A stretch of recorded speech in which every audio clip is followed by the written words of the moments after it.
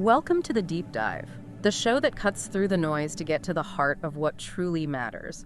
We live in this incredible era, don't we? I mean, unprecedented conveniences surround us, instant communication, vast information right at our fingertips, more material comfort than ever. Yet, despite all this progress, it feels like many of us are increasingly restless, anxious, and plain overwhelmed by worries. You might find yourself questioning if, amidst all this forward momentum, you're actually missing something fundamental. It's a profound modern paradox, isn't it? Yeah. It really is. We have more external comfort, but often, less internal peace. It's a definite disconnect. That's precisely the disconnect we're diving into today. We're taking a deep dive into ancient wisdom, specifically from the Bhagavad Gita, alongside some really insightful modern interpretations. Our mission, it's really to unpack these fundamental questions about managing our inner state, explore how worries affect us, maybe discover the unseen forces shaping our personalities, and ultimately find a profound path to lasting peace. We've pulled from YouTube discussions on the Bhagavad Gita, scholarly articles on its relevance, detailed analyses of its key concepts. Our goal is simply to extract practical insights that can help you understand how your inner world works, why certain challenges persist, and, how to find genuine tranquility in a chaotic world. Okay, so let's unpack this modern paradox a bit more. It's frankly wild to think that despite all the scientific and material advancements, developed nations like America, for example, report these alarmingly high rates of fear, despair, anxiety. Yeah, the data supports that. People are relying on sleeping pills more and more. It really makes you wonder if external progress truly guarantees inner peace. What do you think is at the root of that gap? Well, what's fascinating here is that the sources we looked at confirm this exact gap. Material development alone, it seems, just doesn't fill that internal void. And this is precisely where ancient texts like the Bhagavad Gita step in, offering a kind of compass, for our inner landscape. A different kind of progress. Exactly. A different kind of progress. And it's not just some dusty old text either. Mahatma Gandhi himself shared a really powerful insight. He said that in moments of deep despair, when he felt alone, saw no light, he'd turn to the Gita, read a verse, and immediately find himself smiling again. Wow. He attributed his resilience directly to its teachings. That's quite an endorsement for its practical comfort. It really is. And Sri Aurobindo, he took it even a step further, emphasizing that the Gita isn't merely like a religious text. He described it as a lifestyle, something that offers relevant messages to people of all ages, all cultures, transcending its origins. So what does this mean for us today then? The core teachings originally given to Arjuna on a battlefield, they're still applicable. Absolutely, universally applicable. It's not just for scholars anymore. Its wisdom is attracting research in universities globally. It's captivating modern management gurus even. Management gurus? Really? Yeah, they're particularly drawn to this concept of nishkama karma. Action without attachment to results. What's the core appeal of that principle in our, results-obsessed world? Well, the appeal is immense, I think. If we connect this back, it just highlights how these ancient principles can directly address very contemporary challenges, like the pursuit of purposeful work without being completely consumed by the outcome. Right. The insight is, when you detach from the results and focus purely on the action itself, you liberate a lot of energy. You reduce stress. Okay. It allows you to contribute fully without that emotional roller coaster of expectation, That's a truly liberating thought, actually. Okay, moving on to our inner current. Worries, ego, this illusion of control. There's a common misconception, isn't there? That self-realized individuals just float around in perpetual bliss, totally free from negative emotions. It is a stereotype. But our sources challenge that pretty directly. They indicate that even enlightened beings, they experience anger, sorrow, agitation. Apparently, if someone claims otherwise, they might actually need help, not worship. Huh? Yes, that's a good point from the sources. So how can someone be self-realized and still experience these emotions without being totally overwhelmed? Well, the Gita offers this powerful metaphor. It's in the chapter 14, verse 7. Numerous rivers pour into the ocean, right? But they don't disturb it. They don't change its fundamental nature. The ocean and river metaphor. Okay. So similarly, worries can enter the mind of a self-realized person without causing agitation. But for the rest of us, we often feel completely swept away by our worries. How does this work? What's the mechanism, the wise use? The wise mind, according to the Gita, remains undisturbed because it's connected to something much, much larger. The immense depth and infinitude of the self, the Atma. The self, Atma. Right. So worries, even if they feel as vast as the Amazon River to us, become insignificant compared to this boundless ocean of the self. Think of it like a small stream from a tap. It's not going to flood your whole house, right? No matter how much water flows. Okay, I see. The worries are there, but the scale of the mind, its connection to that deeper wellspring, it's just so much larger. So the practical insight for us is that true peace isn't about the absence of problems. Exactly. But the vastness of our inner state compared to them. Precisely. How big your inner ocean is. That makes so much sense. And here's where it gets really interesting. The idea about the futility of trying to directly remove worries. It's like trying to remove salt from salty water without adding more water. It's basically impossible. So what's the actual solution then? Yeah, you can't just scoop the salt out. The true solution isn't trying to eliminate worries directly, but to bring something larger into your life, something bigger than the worries. Bigger? Like what? Well, Kabir's wisdom speaks to this beautifully. He accepted worry, fear, desire exist, but he declared he would connect all of them to Ram, or divine truth. And by doing that, he made them small. They lost their power over him. Connect them to something bigger. Exactly. The danger, paradoxically, is that people often avoid spiritual engagement when they're facing worries. Right, when they feel they need it most. Precisely when they should seek it. The takeaway is, when your inner container expands, the worries shrink in proportion. You're not trying to shrink the worries themselves. It's counterintuitive, isn't it? When you're most stressed, you feel like you don't have time for reflection, but that's when it's most needed. Our sources also dig into the deceptive nature of foolishness and Maya, this idea that foolishness, no matter how cute or appealing it seems. Like sweet foolishness. Yeah, sweet foolishness leading to diabetes, as one source put it. That it's inherently negative, a threat to well-being. How does this sweet foolishness show up in our lives? How do we recognize it? Well, society often gets it backwards, doesn't it? It misinterprets wisdom as dry and foolishness as somehow tender or wet. Films often perpetuate this idea, making easy, perhaps unwise paths look appealing. And then there's Maya, the illusory material world. It's often perceived as this beautiful temptress, Apsara, Attractive. But the sages, they see it very differently. They see it as a devil or a sorceress that literally eats your heart. It deceives people into giving their hearts away, thinking it's love or happiness. But actually, their essence, their peace, is being consumed. Wow, eats your heart. That's intense. It is. The profound insight here is that we often chase illusions, maybe fleeting gratification, maybe superficial connections, thinking they'll bring lasting happiness, but they ultimately drain our inner peace. Recognizing Maya means developing a discerning eye, being able to tell the difference between genuine, lasting fulfillment and that temporary soul-consuming allure. Okay, so we're not just talking about external forces. We're also talking about the inner architects of our reality, which the Gita calls the three Gunas, Sattva, Rajas, and Tamas. That's right. These are described as fundamental qualities of energy, of nature, that make up all matter in the universe and significantly influence our personality, emotions, actions. Could you break down what each of these architects represents? Absolutely. Let's start with Tamas. It's considered the most powerful, in a binding sense. It's associated with darkness, inertia, laziness, indifference, despair, anger, fear, greed. Okay, the heavy stuff. Yeah, the heavy stuff. It leads to impulsive, often unhealthy behaviors and general ignorance or delusion. Think of it as the force that holds you back, makes you procrastinate, feel stuck. Got it. And then there's Rajas. If Tamas pulls us down, what about the energy that drives us forward? That's Rajas. It's the driving force behind desires, ambitions. It motivates action, achieving goals. It's essential for getting things done. There's a downside. Yes, excessive Rajas leads to restlessness, anxiety, aggression. It's that energy that makes you chase things, but it can also make you agitated, constantly needing more if it's not balanced. Okay, restless energy. And finally, Sattva. This sounds like the ideal state associated with positive emotions. Sattva is indeed the lightest, the most luminous. It's linked to positive qualities like love, compassion, joy, clarity.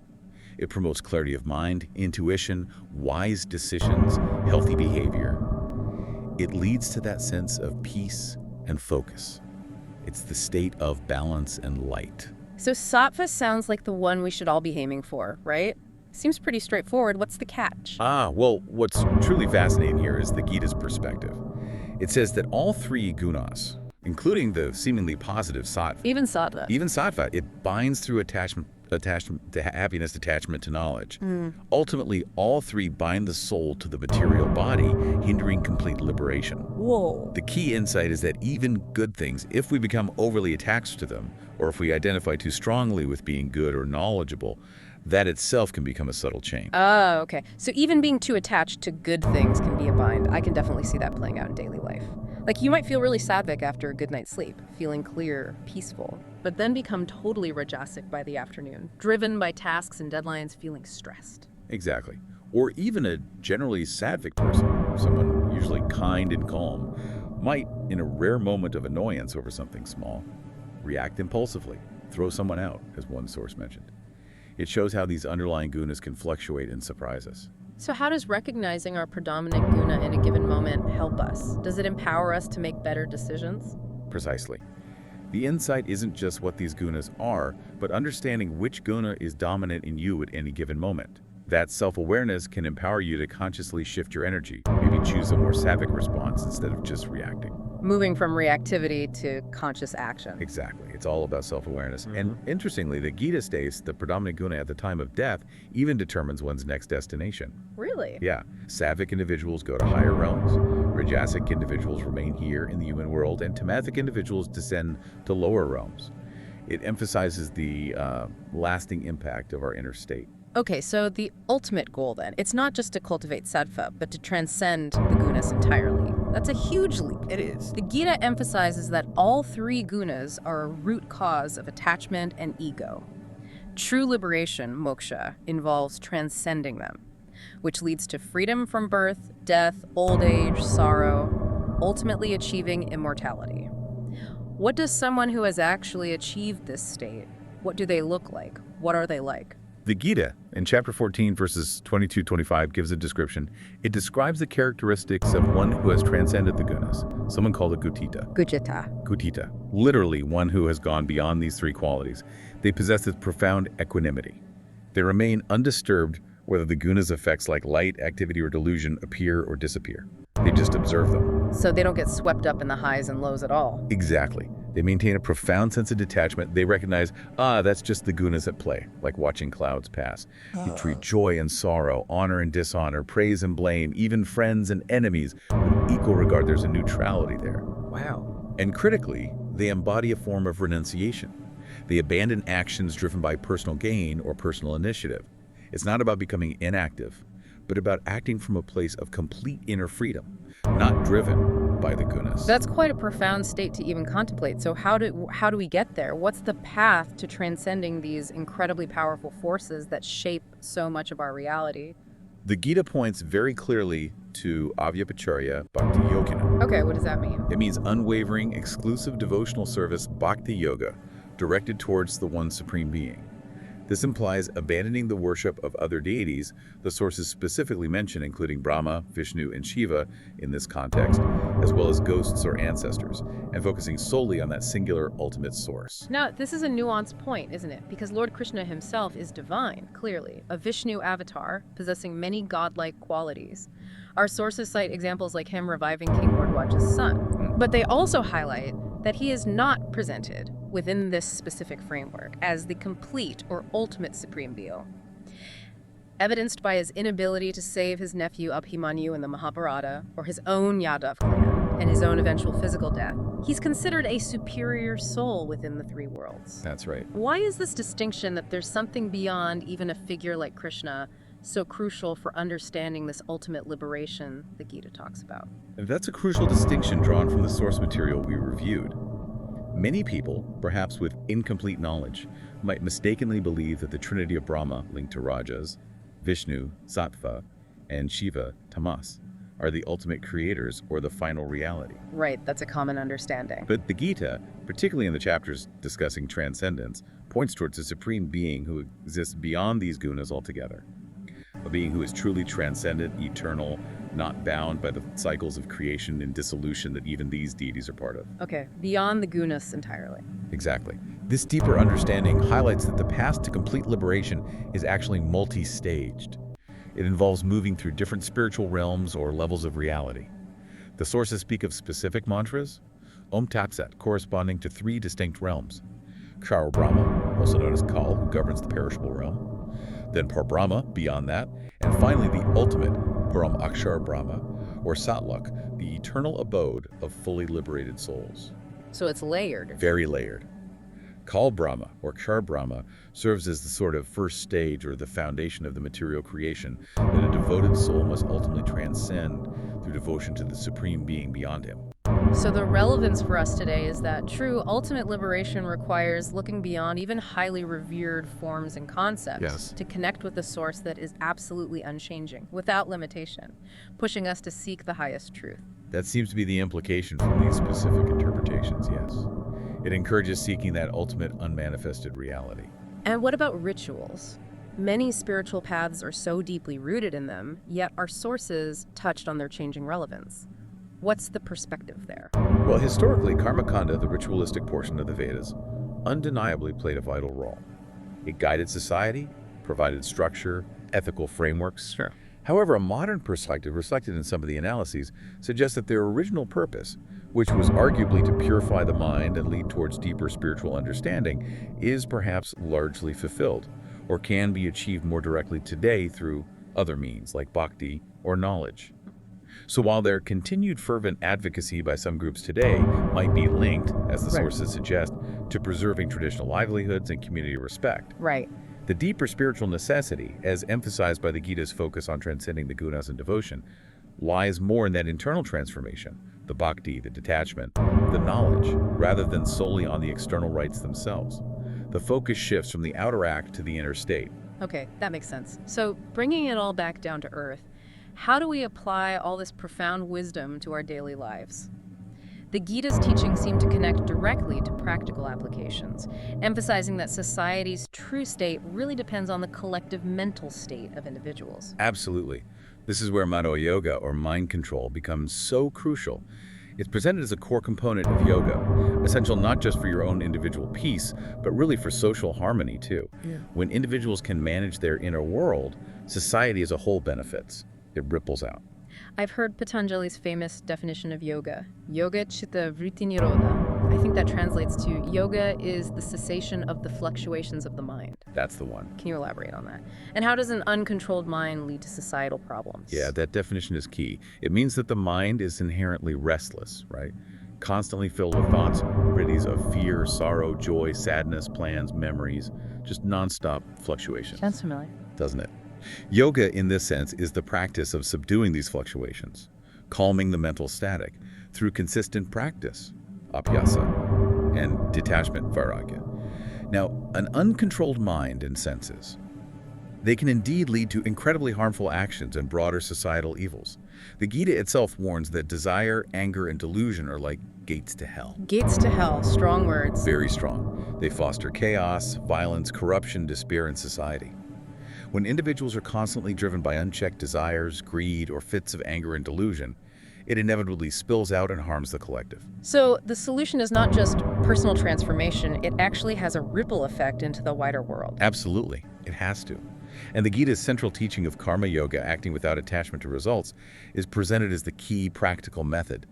This practice helps you centralize your energies, it generates a kind of spiritual energy, and crucially, it helps overcome that inherent selfishness, greed, and ego, which fuels so many problems. Ultimately, the idea is this leads towards a more peaceful and prosperous society, built by individuals who are mastering their inner state. The practical takeaway is powerful. By transforming our inner approach to action, we become agents of positive change, not just for ourselves, but truly for everyone around us. What a journey we've taken today, really. We've journeyed through the timeless wisdom of the Bhagavad Gita, from understanding those subtle influences of the gunas on our minds. Yeah, those inner architects. To the profound path of transcending worries and maybe even achieving ultimate liberation. This deep dive really reveals that true freedom isn't about somehow escaping life's challenges, is it? It's more about transforming our inner response to them. Exactly. Cultivating that vast inner ocean that just isn't disturbed by the rivers of worry flowing in. It's about shifting from just reacting, which is often driven by rajas or tamas, to consciously responding, ideally from a place of sattvic clarity or even beyond. And cultivating an inner stability that isn't swayed by external circumstances, no matter how turbulent they might seem. And that really leaves us with a provocative question for you listening in. If the Bhagavad Gita holds keys to transcending worries, ego, and the very qualities that shape our existence, what small step, just one small step, will you take today to integrate some of its ancient wisdom into your modern life?